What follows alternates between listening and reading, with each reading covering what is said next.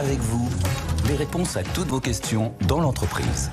Sandra Gandoin. Les réponses à toutes vos questions sur la vie en entreprise. Soyez les bienvenus dans Avec vous, l'émission des patrons, des salariés, des indépendants. On va en parler dans cette émission. Vous nous écrivez à cette adresse avec vous @bfmbusiness.fr et on vous répond pendant toute une demi-heure sur un thème donné avec nos experts. Aujourd'hui, on change de vie, on quitte le salariat pour aller dans le freelancing, l'entrepreneuriat. On quitte aussi le privé pour aller dans le public. Oui, il y a des opportunités, vous allez le voir. On en parle avec mes experts du jour. Luc Faré, secrétaire général de l'UNSA Fonction Publique. Bonjour Luc. Bonjour. Ravi de vous retrouver pour cette émission. Sonia Benyaya, fondatrice du média I Quit Thanks. J'adore ce nom de média et autrice de Je démissionne. Bisous. Stéphane Truffem, expert indépendant et auteur du livre Quitter le salariat, travailler en liberté. Ça donne envie. Rien que le titre, ça donne envie. Bonjour à tous les trois. Allez, on va rentrer dans le vif du sujet tout de suite. Il y a Agathe qui vous demande pour vous, Stéphane. Le freelancing et le solopreneuriat font rêver beaucoup de Français. Concrètement, quelles sont les premières étapes indispensables pour se lancer quand on envisage de changer de vie et de quitter la confortable entreprise ? Alors, première étape, être certain qu'on souhaite véritablement quitter le salariat. Donc là, moi, j'ai 3 petits indicateurs. D'une part, est-ce qu'on prend du plaisir quand on est salarié ? Si oui, finalement, pourquoi en changer ? Il y a d'autres manières de changer de vie. On peut changer de conjoint, de conjointe, par exemple. C'est intéressant ce que vous dites. Il ne faut pas tout mettre là-dessus, tous ces espoirs. Il faut faire attention. Bien sûr, c'est que c'est vraiment, là, pour le coup, une décision qui doit être pesée. Donc, deuxième critère, est-ce qu'on continue, en tant que salarié, à apprendre ? Je pense que c'est absolument essentiel. Aujourd'hui, on voit un monde qui s'accélère et qui n'arrête pas de s'accélérer, à la fois avec les sottises de Trump et surtout l'IA, la techno, etc. Donc je pense que si on arrête d'apprendre, 6 mois, 1 an, on se met en risque, vraiment. Donc ça, c'est intéressant ce que vous dites. Ah oui, je pense, vraiment. Aujourd'hui, c'est que les délais sont très très courts. Ouais. Et c'est un peu le risque quand on bosse pour des grosses entreprises. Finalement, on est cantonné un peu dans son expertise. Dans son confort. Et on a un peu le confort, c'est un peu ce qu'on nous demande aussi, donc on a tendance à répéter malgré tout ce qu'on sait faire et voilà, on ne se met pas justement un peu en danger et le risque c'est de plus apprendre et donc de stagner. Et troisième point, est-ce que notre rémunération augmente régulièrement, ce qui est quand même aussi le reflet justement des progrès et des efforts que l'on fait. Bon, voilà, donc si on a aucun de ces critères, il faut absolument au moins changer d'emploi, si ce n'est passer au freelancing. Si on a 2 critères absents, je pense que c'est pas mal aussi d'envisager un changement. Bon, après, si on a les 3 critères qu'on coche, tant qu'à faire, restons dans le salariat, pas besoin de prendre de risques. Après, deuxième étape, il faut bien comprendre que ça demande beaucoup d'efforts, qu'il faut accepter une forme d'incertitude aussi en termes de salaire. Il y a des mois où on peut bien gagner, puis d'autres mois, c'est 0 pointé. Donc il faut aussi un peu être conscient qu'on risque de passer par une forme d'ascenseur comme ça, émotionnel. Donc il faut être prêt à l'affronter. Et puis, bien évidemment, aimer un peu, voir un petit peu le goût du risque. Oui. Parce que c'est ça, on prend un risque quand même. L'ascenseur émotionnel, c'est très important là-dedans, parce qu'il y a moins de confort, moins de protection. Ouais. Dans ce même état d'esprit, de changer du salariat vers l'entrepreneuriat, Cassandra vous demande, Sonia, je veux me reconvertir, mais je n'ai pas de passion. Du coup, je teste un peu tout, les cours de yoga, de peinture, de céramique, mais rien ne vient. Est-ce que je suis bloquée dans mon métier ? Comment on fait dans ces cas-là ? Alors, non, vous n'êtes pas bloqué dans votre métier parce que vous n'avez pas de passion. En fait, il y a un peu une surmédiatisation des reconversions de passion et ça va installer une injonction, finalement, au job passion. Alors que, en fait, l'objectif d'une reconversion, c'est de trouver le job qui sera passionnant pour vous selon vos critères à vous. Et si c'est l'expertise comptable, let's go. Ouais. Mais il n'y a pas du tout d'injonction à avoir un job passion, d'autant que le job passion, il comporte des risques aussi. Moi, avant d'être coach, j'ai mené une enquête de 2 ans auprès de 120 reconvertis qui, pour la plupart, avaient des jobs passion dans le monde de la nuit, la restauration, l'art, la culture, etc. Et qui m'ont fait part d'un certain nombre de dérives, finalement, du revers de la médaille, de se perdre dans le truc. Donc non, si vous n'avez pas de passion, c'est pas du tout un problème. Et puis, même si vous avez une ou des passions, d'ailleurs, dont vous ne pouvez pas vivre, par exemple, moi, ma passion ultime, je l'ai découverte à 28 ans, c'est la comédie musicale. C'est un peu trop tard pour Broadway, on est d'accord. Mais c'est pas grave à nouveau, parce que mon job de coach, il est passionnant quand même. Oui, il ne faut pas confondre effectivement ce qu'on peut faire à côté et changer son métier. J'ai un ami qui est devenu comptable après avoir été pâtissier. Oui, voilà. Très étonnant, hein. Ouais. Il se plaît beaucoup dans son nouveau job de comptable. Et l'une des options, c'est de passer du privé au public. Parce qu'on ne se pose pas souvent la question dans ce sens-là, mais il y a des opportunités. Luc, il y a Stéphane qui vous demande, j'ai 50 ans et je cherche un poste dans la fonction publique. Comment dois-je faire ? Est-ce qu'il y a une limite d'âge d'ailleurs pour entrer dans la fonction publique ?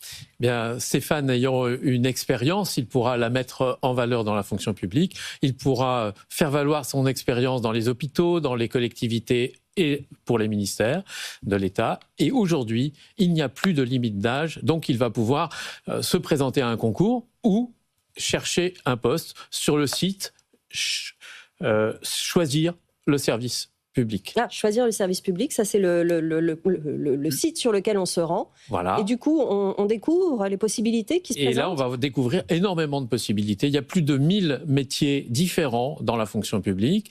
Il pourra rechercher différentes solutions, différents parcours possibles pour lui. Et en particulier, il pourra postuler comme contractuel s'il ne peut pas passer un concours. Dites-nous ce que vous en pensez sur notre adresse.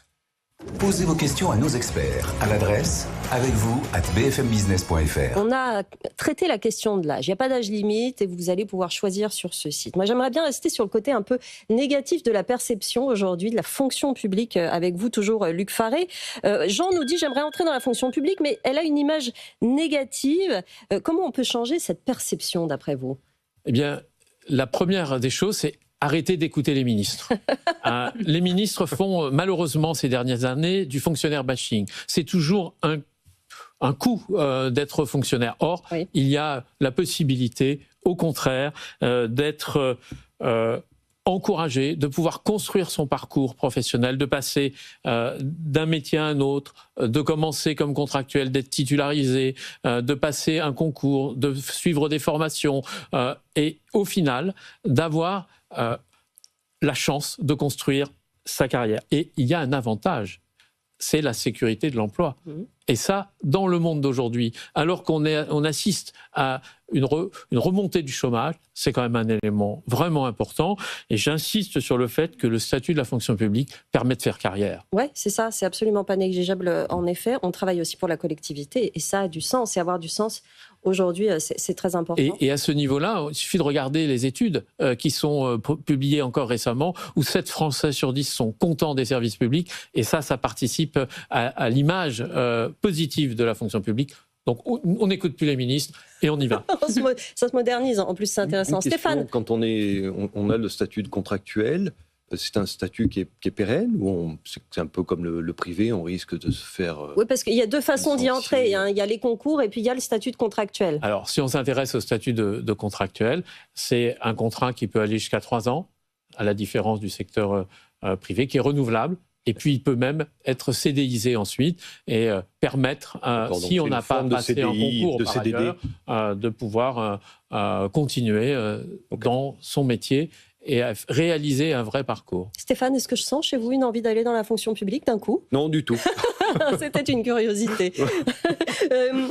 Il y a Manon qui vous demande, Sonia, je sens bien que je suis en mode survie du lundi au vendredi, de 9h à 17h. Mais sur mon temps libre, le soir, les week-ends, j'ai une vie si remplie et épanouissante que je me dis, à quoi bon me reconvertir ? Est-ce que je fais fausse route ? C'est ce qu'on disait tout à l'heure. Il faut vraiment se poser les bonnes questions avant d'entreprendre finalement cette aventure, Sonia. Ouais, alors ça c'est marrant parce que pas plus tard que la semaine dernière, j'ai 2 personnes assez proches de moi qui m'ont dit quasiment mot pour mot la même chose. Ouais. Sonia, tu nous saoules là avec tes sujets d'épanouissement, travail, machin. Nous, on est dans Trop épanouie, Sonia, c'est trop. C'est bon, tu nous lâches maintenant. De 9 à 17h, oui, c'est pas hyper épanouissant, je m'ennuie un peu, je sens bien que je suis un petit peu en train de me gâcher et tout, mais bon, le soir, les week-ends, il se passe tellement de trucs dans ma vie, c'est cool. Après tout, à quoi bon ? Moi, ce qui me pose vraiment problème là-dedans, c'est que finalement, ça suppose qu'il faut forcément faire un choix. Faut forcément, on ne peut pas tout avoir. On ne peut pas avoir le travail épanouissant et la vie à côté bien remplie et une rémunération confortable. Mais c'est pas toujours vrai, en tout cas. Il ne faut pas partir de ce postulat-là. La vie, c'est une boule à facettes. J'aime bien prendre cette image-là. Et donc, il y a plein de trucs dedans. Et le travail, il n'y a pas que ça. Heureusement, il y a aussi la famille, les amis, l'amour, le dev perso, perso, les loisirs, peut-être la religion. Donc, c'est pas parce qu'on sera épanoui dans son travail qu'on sera épanoui dans sa vie nécessairement. Cela dit, on passe quand même le plus clair de notre temps éveillé au travail. Et donc, si on n'est pas épanoui dans son travail, alors qu'on a la chance de pouvoir l'être, alors pour moi, c'est du gâchis. Et n'oubliez pas la question de Stéphane Truff, il faut apprendre tous les jours. Ce serait presque une question à vraiment se poser quotidiennement. Luc, vous vouliez réagir? Oui, parce que dans la fonction publique, ce que disent tous nos collègues de la fonction publique, c'est qu'ils ont un sens au travail, un sens à leur mission, et ça valorise évidemment leur engagement professionnel, justement au service des autres, au service de la France, au service de l'intérêt général. Oui. Et c'est un atout, je crois aussi, pour la fonction publique, d'avoir une raison pour aller travailler. Est-ce que c'est un message qui passe bien auprès des jeunes générations qui demandent tant de sens, justement, dans le travail, Luc? On constate qu'un certain nombre de jeunes cherchent à donner du sens, justement, Oui. de ne pas faire forcément des choses pour gagner de l'argent à tout prix ou pour enrichir. Ils ont besoin d'avoir un sens à leur mission et la fonction publique peut donner ce sens. Evan vous demande, Stéphane, beaucoup se demandent si leur profil est compatible avec le freelancing. Y a-t-il des compétences ou des qualités essentielles pour réussir en tant qu'indépendant? La question sous-jacente, c'est est-ce que tout le monde peut l'être? Je pense, oui. On pourrait être petit, grand, gros, maigre, introverti, extraverti. Je pense que c'est pas vraiment le problème. Le problème, c'est surtout une question de mindset. Si on part en se disant oh, j'ai une idée géniale ou j'ai une passion que je veux absolument finalement l'utiliser pour développer un business, on se met un peu en danger. Un peu pareil si on est expert. Alors l'expertise, effectivement, c'est globalement ce pourquoi on est payé quand on est salarié. Quand on se retrouve sur le marché, l'expertise, elle ne vaut pas grand-chose. Oui. Donc, il faut apprendre. Ce sont des méthodes. D'ailleurs, mon livre décrit ce type de méthodes. C'est vraiment des méthodes qui vont nous emmener à apprendre du marketing, des techniques de vente. Et ce qui est absolument essentiel à comprendre, c'est qu'il n'y a pas d'offre s'il n'y a pas de point de douleur ou de problème sur un marché. Donc, il faut arriver à identifier ce problème, se demander s'il est suffisamment aigu chez les clients potentiels pour qu'ils soient prêts à payer. Oui, et on construit autour de ça. Faire une étude de marché, tout simplement. On n'est pas seulement dans la passion et dans les questions existentielles quand on cherche un nouveau travail. Ouais, je pense que pour des freelances, une étude de marché, c'est quand même un peu lourdingue. Non, il faut tenter justement de décrypter le marché. Oui. C'est un peu aussi du pifomètre. Et puis c'est aussi beaucoup d'agilité. Donc on a des idées, on va les tester de manière agile. Là, il n'y a pas très longtemps, j'accompagnais un client. Ça faisait 1 an et demi qu'il bossait sur son projet pour s'apercevoir que il a lancé son truc. 0 vente. Donc voilà ce qu'il faut absolument éviter de faire. Donc aller vite, finalement, j'ai une idée. Bon, est-ce qu'elle est bonne, est-ce qu'elle n'est pas bonne? C'est pas à moi en juger, c'est au marché. Donc je vais tester sur le terrain. Est-ce que ça marche? Est-ce que ça marche pas? Si ça marche pas, je tente un peu de modifier, de pivoter, jusqu'à ce que je trouve la bonne solution. Dany vous demande, dans ce contexte, Sonia, j'ai tout plaqué, je me suis inscrit sans trop réfléchir à une formation de designer d'intérieur parce que j'aime bien dessiner depuis que je suis petit, mais j'ai arrêté en cours de route quand j'ai compris la réalité du métier. Comment ne pas prendre le risque de me tromper à nouveau? Oui, ça c'est classique. J'ai vraiment beaucoup de gens qui me contactent dans ce cas-là. J'ai commencé une formation, j'ai arrêté en cours de route. Ou j'ai commencé une formation et une fois arrivée à la fin, finalement, j'ai décidé de ne pas me lancer dans ce métier. Ou même, j'ai fait une formation, j'ai commencé le métier, puis finalement, patatras, ça ne me va pas. Alors, le risque de se tromper, finalement, je pense qu'on ne peut pas le faire tomber à zéro. Je pense qu'on sera pleinement... c'est une fois qu'on sera pleinement immergé dans notre nouveau quotidien qu'on sera sûr à 100% que c'était le bon choix. Par contre, on peut faire tomber le risque à quasi zéro. Et comment? C'est la fameuse introspection, en fait. On va vraiment commencer par là. Avant même d'aller explorer les secteurs, les métiers, et encore plus avant d'aller commencer une formation, on va d'abord chercher en soi et on va lister vraiment de manière aussi exhaustive que possible tous les critères de notre métier idéal. Et moi, ce que j'aime faire avec mes clients, c'est leur faire explorer 5 dimensions. Alors, il y en a une dont on a parlé à l'instant, qui est celle du sens, qui est très importante. Mais attention, c'est pas la seule. Moi, les gens qui viennent me voir, en effet, le sens, c'est le premier truc qu'ils viennent chercher, parce que je suis sur une cible plutôt trentenaire, salariés, de bureau. Enfin, voilà, ils veulent du sens. Mais par contre, il y en a 4 autres des sphères très importantes. C'est l'environnement de travail. Donc déjà, le ou les lieux physiques dans lesquels on va évoluer.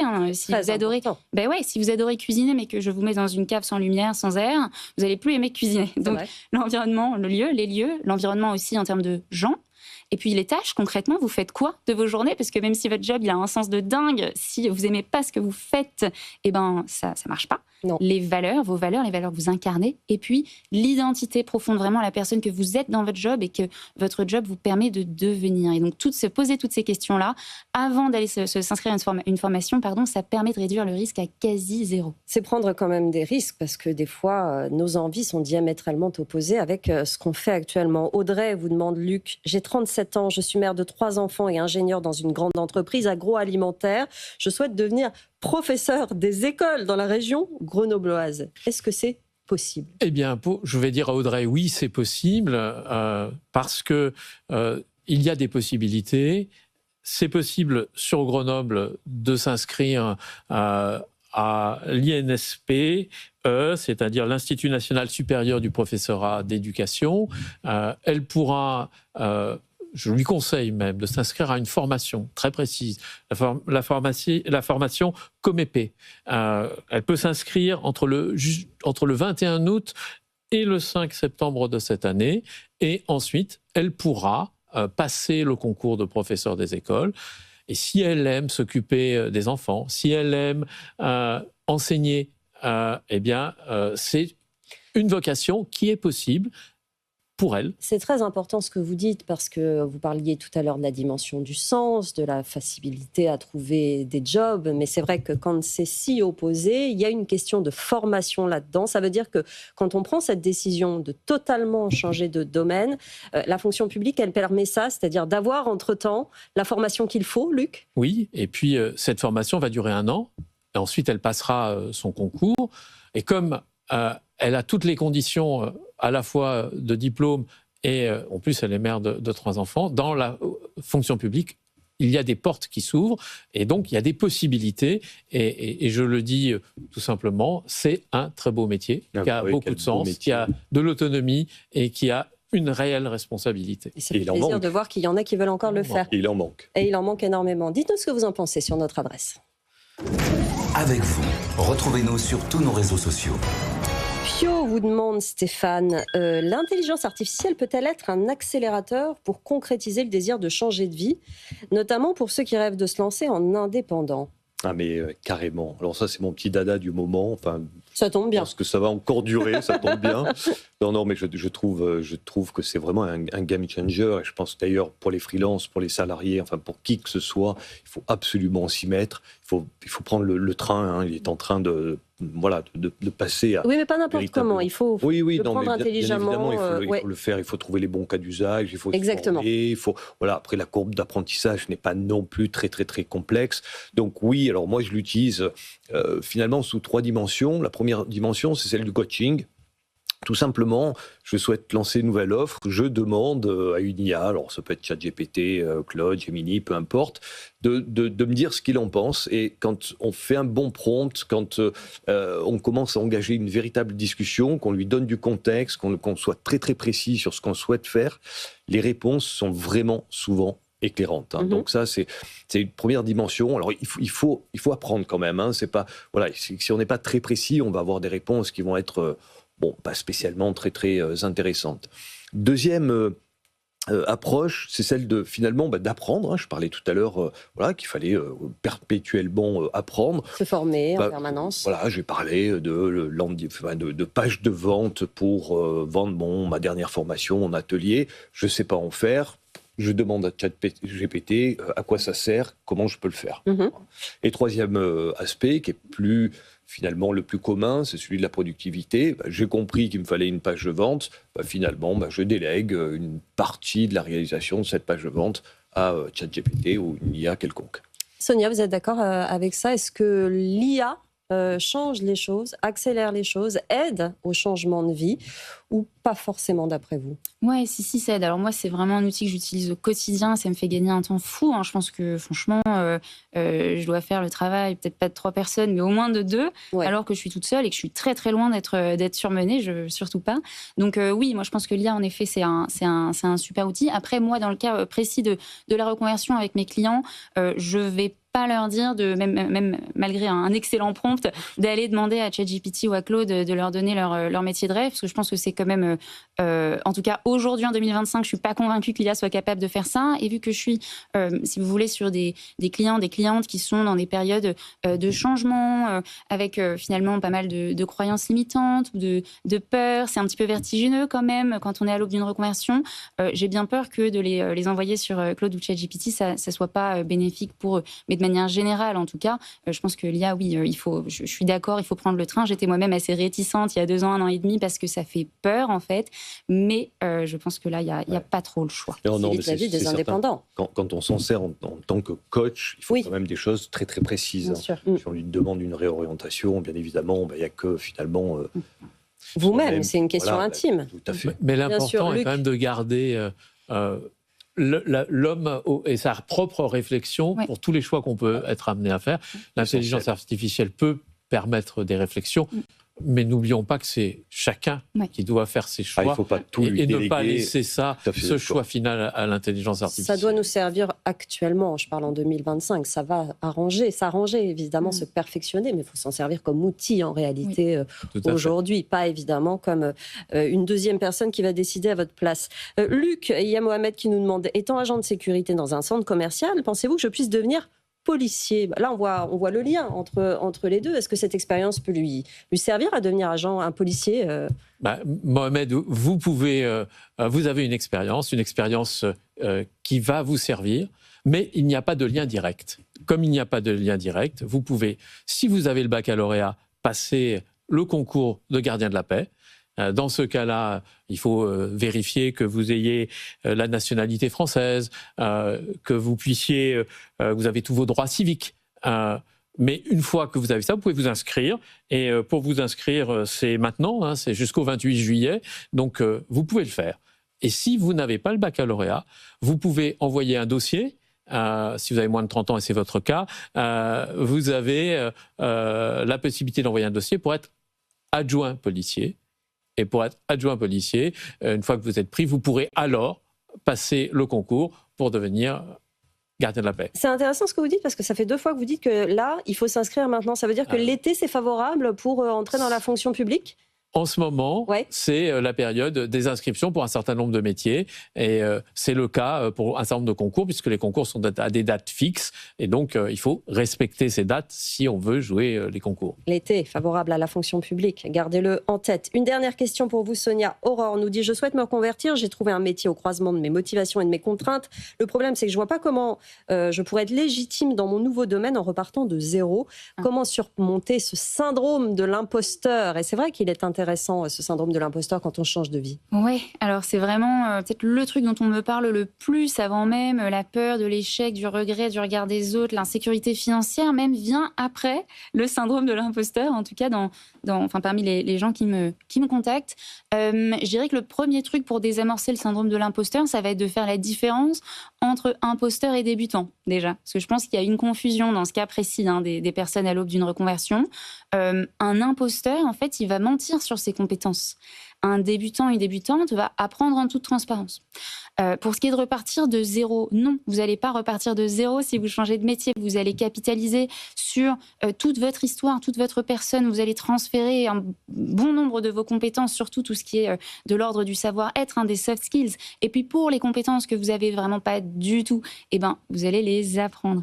Et je finirai sur ça. Le syndrome de l'imposteur ou toutes les autres peurs de manière générale, moi je pense que le secret, ça va être de baisser leur volume juste assez pour qu'elles ne nous freinent plus, plutôt que de s'épuiser à vouloir les faire disparaître à tout prix. Moi, je vous parle depuis ce plateau, j'ai le syndrome de l'imposteur. Émission après émission, je me dis quand est-ce que Sandra va comprendre qu'en fait, je suis un imposteur finalement. Ou non, vous ne l'avez pas, je vous le dis. Enfin, vous n'en êtes pas une. Et je baisse, merci. Voilà. Et donc, je baisse le volume et je continue. Et c'est ça qui est important avec les peurs. C'est juste qu'elles ne nous empêchent pas d'avancer. Être dans l'action en permanence. Vous avez 30 secondes pour finir. Voilà. Le mot de la fin. Ça donne toujours envie, quand on écoute Sonia Beniania, effectivement, de s'associer avec elle, parce qu'elle est pleine d'énergie. Mais Luc, pour terminer. vous allez aussi conseiller pour revenir dans la fonction publique, peut-être. Oui, j'ai une de mes clientes qui va passer le concours de douane. Et ben voilà, c'était la fin de cette émission. Merci beaucoup à tous les trois. Stéphane Truffem, expert indépendant, auteur du livre Quitter le salariat, travailler en liberté. Sonia Beniaya, fondatrice du média I Quit Thanks et autrice de Je démissionne, bisous. Et Luc Faré, secrétaire général de l'UNSAF Fonction publique. Merci à tous les trois pour vos expériences, vos conseils pour changer de vie. Émission à retrouver en podcast et en replay sur notre appli, sur notre site. Je vous retrouve très vite. Très bonne journée sur BFM Business.